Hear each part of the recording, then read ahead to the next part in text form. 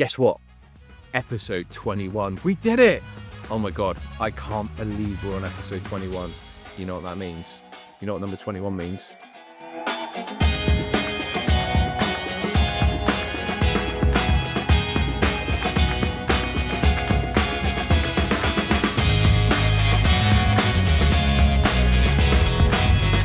I'll tell you what 21 means.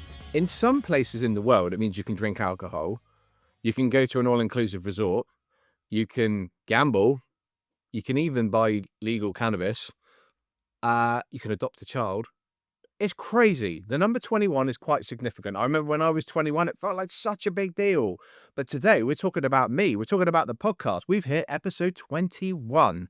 Now, if I just want to take a moment to thank every single person on the podcast that's been a guest, it would take me a long time. But you all know that there's been some incredible guests. And my favorite, well, no, I think I've got favorites. Of course I haven't got favorites. Look, before we get started, if you're driving, please don't do this. But if it feels safe and you feel pretty, happy to do so, gently close down your eyes for me. I want to try something with you. So everyone, it's the summer in the UK right now, so everyone's not probably drinking soup, but I want to try and show you something that's really amazing. So if you had a bowl of soup, I want you to vividly imagine in front of you there's a bowl of soup. And that bowl of soup is your favorite flavor of soup ever. But you're going to just imagine that bowl of soup's in front of you. You're going to take a spoonful of that soup and you're just going to give it a blow, because you never take the first sip of the soup, right? And then you're going to blow it again. And you're just going to take a little taste. And you can taste it, so you don't need to blow it one more time until it's that perfect temperature. Yeah. Just taste that soup, take that soup. My favorite soup at the moment has probably got to be tomato soup. So I want you to just taste that soup and let that soup, imagine that soup is just coming down your throat, into your belly. And I want you to really allow that to just fill your belly with nice amount of warmth and that really warm feeling. And feel that feeling of the warm soup. Now, you know that feeling you've got in your belly right now? That's the feeling I'm going to get when you like and subscribe. So if you get a second at the end of this, don't do it now, unless you want to pause it and start again.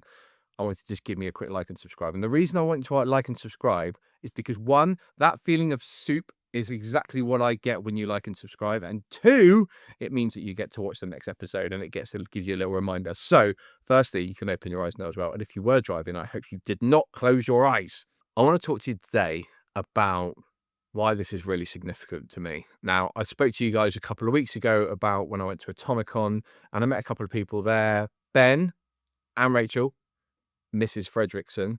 This was a really weird moment. I said to this lady, do you know what? You look just like...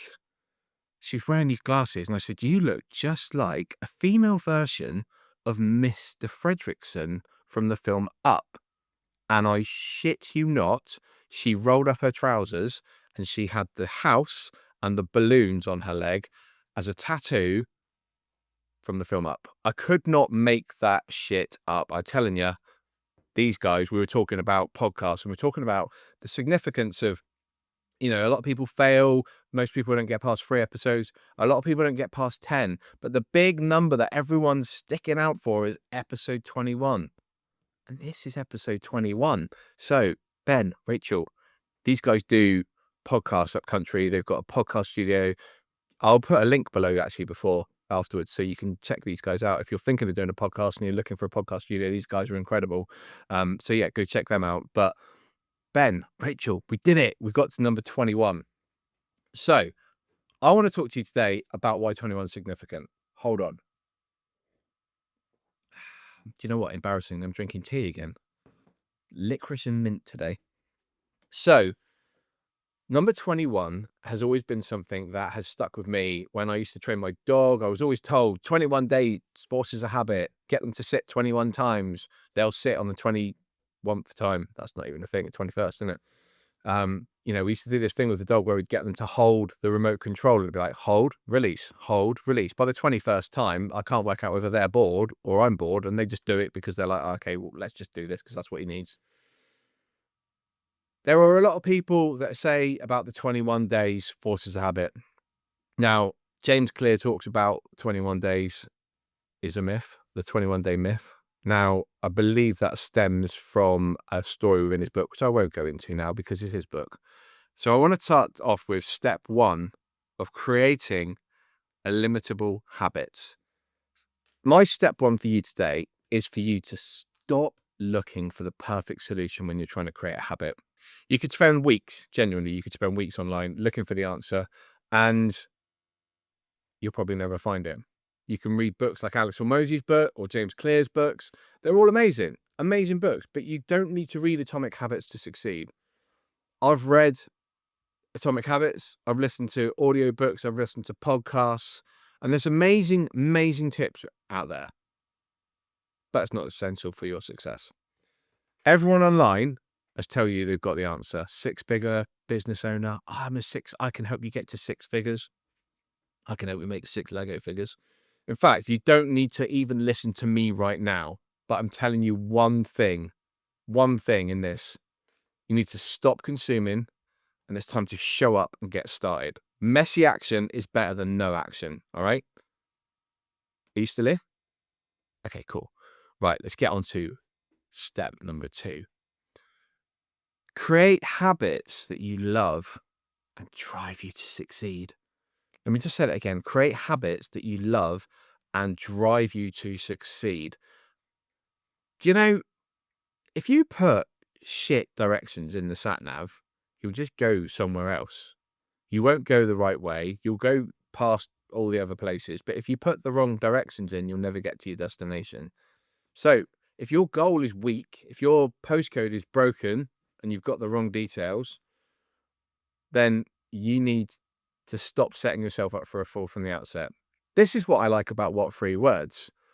A postcode is very broad. What Three Words takes you down to a square. So instead of using Google Maps, sorry, Google, start using and start thinking with a mindset of What Three Words. I always like What Three Words, actually, because there's always there's always a random name in the middle of something, which is like, banana, cherry, tulip or something. Like, what the fuck? Who created that? I don't know. It's obviously AI generated, but it's incredible. So, a couple of questions. When you're setting your goals and you're setting these habits and you want to create these habits, what lights you up? What is the payoff if you achieve this goal? And what is the downside if you don't? Now, for me, if I don't hit my financial target for the month, the downside is that I can't do the things with my family that I would like to do. The knock-on effect is my family goal for the quarter is being affected by this. If it's a financial goal, that means we want to go on holiday and we can't pay for the holiday. For example, we can't create these experiences that we want to achieve. But what's the payoff if we do and we get these goals? Okay, cool. So let's just say we create a £30,000 month, for example. What does that mean? What does that mean for the family? Who else benefits from this? So create habits that light you up. When you create a habit that really, really ignites your fire, guess what? You've got the fuel to succeed. And when you then do that, everyone else around you benefits because they see the payoffs and they get the rewards as well, right? Doesn't have to be financial, could be a fitness goal. If it's a fitness goal, something like a fitness goal, for example, what are the payoffs to the people around you? You're fit and healthy to spend the time with your loved ones rather than sitting there like a sloth in front of the TV because you're actually fit, active, and eating good food. Simples. Step number 3, change the way you talk about the habit. Now, this one is one that really grips my shit. I hear so many people say things like, oh, there's just not enough hours in the day, or oh, I'm just trying to eat healthily, but it's not working, or I need to go to the gym a bit more. I even heard someone say recently, I'm trying to write a book. Trying? What the fuck is trying? Genuinely, and I mean this from the bottom of my broken heart. There's going to be a lot of singing today. I'm not really sure what's going on. if you change the way you talk about your goal, change the way you talk about the habit that you want to create, instead of I'm trying to eat healthy, I'm trying to eat more greens, I eat greens and I'm a healthy eater. I'm writing a book. I've got all the time in the world. It's so much more invigorating when you try and go for a goal that you talk about in a positive way. When you're trying and you're aiming, all you're doing is in adding an interpretation of that goal. And do you know what that means? It's just casting doubt before you start. So you need to show up as the person who truly believes that it's not just possible, it's in fact a reality. Now, I was going to give you guys a free gift today, and then I realized you've all got this available to you anyway. Now, if you go onto your keyboard, this free gift is just above the shift button and the question mark. That's an apostrophe. Yeah, my English teacher would be well impressed with me because I don't know what the fuck that was at school. The reason I'm telling you about an apostrophe, because when everyone says, oh, it's impossible, you need to just put the apostrophe in between the I and the M, because I'm possible is what you are. I am possible. I went to a bass guitar seminar a few years ago. When I say a few years ago, maybe 10 years ago, and it always stuck in my mind. Divinity Rocks, who is a bass player who played for Beyonce, she's played with Victor Wooten, some amazing, amazing artists. She's an incredible songwriter, and she's doing amazing things. Basically, talked about in this seminar about I'm impossible to I'm possible, and it just really stuck with me because just a tiny little shift. One tiny little shift, like a tiny little dot and a squiggle, can change everything about how you're talking about your goals and your habits. Step number 4, track that shit. That was track that shit. Oh my God. Is that Missy Elliott? I think it is Missy Elliott. It doesn't have to be 21 days, but you need to make it measurable. A solution that aligns with your goal. More, that's not measurable, is it? More greens, more vegetables, more income. Make it measurable. Now, there are many ways for you to track your progress. Firstly, I'll create all of my monthly goals and my quarterly goals in my planner that I've created. Oh yeah, just so happens to be here. The Illimitable Planner. Now, the link's in the description if you want to check it out. It's on Amazon. It's available for you to order. Go check it out. I track all of my goals on there at the beginning of each quarter. And I track them in the morning and in the evening so I can see where I am and where I'm going within my goals and within my plan. So what I do as well is I also do things that help and involve my family around with my goals as well. So last quarter we had a family goal, which was we called the family list, the family 30 list. And what the family 30 list was to create 30 experiences that we do together as a family. So we made a poster, we put it in on the wall in our kitchen. It was actually in the wall between the kitchen and dining room. So whenever you go to the dining room, you had to kind of see it on the side. And it had everything in there from going to the beach, walking the dogs on the beach, going away for a day out, anything like that. So that was like, it was awesome to kind of hold us as a family kind of accountable for what we were trying to achieve. Not just me, but as a family unit as well. So we used that poster. It was great. We didn't hit 30, but you know what? We can all see where the weaknesses were or where we didn't go to certain things. And some of the things we make them almost unachievable because it makes you go for them and strive for them. Um, you could also use a simple habit tracker as well, with notifications on there. They're always really good to keep you on your toes. One thing I quite often do as well when it comes to a habit tracker, for example, if it's a gym habit and it's a yes, no habit. So let's just say, did I go to the gym today? And you can set it in daily so you could track it. Did I go to the gym today? Yes, no. So for example, if you want to go 3 gym sessions a week, yes, no, you're looking for 3 yeses a week. If you want to do that over a quarter, is that however many over the, what's that, 3 times 12? I can't do that maths. I'm not even going to lie. It's probably 36, something like that. Who knows? So yeah, make the goals personable and make them kind of in a tracker, for example. The notifications on the phone are great. I always go back to paper for all of the goals so I can see where they are and what I want to do.